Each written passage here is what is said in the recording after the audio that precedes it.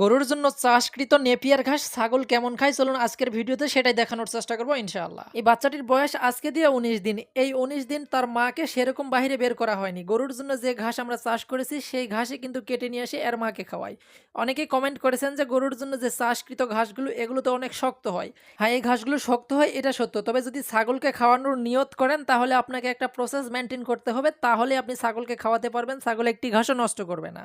তো প্রথমে যেই কাজ করতে হবে সেটি হচ্ছে যেই জমিতে ঘাস লাগিয়েছেন সেই জমির এক সাইড নির্বাচন করবেন যে এই সাইডের ঘাসগুলো আমি ছাগলকেই খাওয়াবো। তো বড় যে ঘাসগুলো আছে শক্ত সেই ঘাসগুলো ভালোভাবে কেটে নেবেন।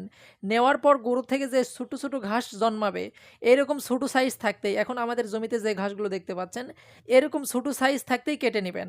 তাহলে কিন্তু ছাগল একটি ঘাসও নষ্ট করবে না, এমনকি ছাগলের সামনে দেওয়ার সঙ্গে সঙ্গে এমনভাবে খাবে যেটা দেখে আপনি প্রথমে অবাক হয়ে যাবেন। বিশ্বাস না হলে একটু ধৈর্য সহকারে দেখতে থাকুন। আমরা যেহেতু বাহিরে ছাগল বেঁধে পালন করি, তবে এই ছাগলটিকে আজকে দিয়ে প্রায় ২০-২৫ দিন থেকে সেরকম বাহিরে বের করাই হয়নি।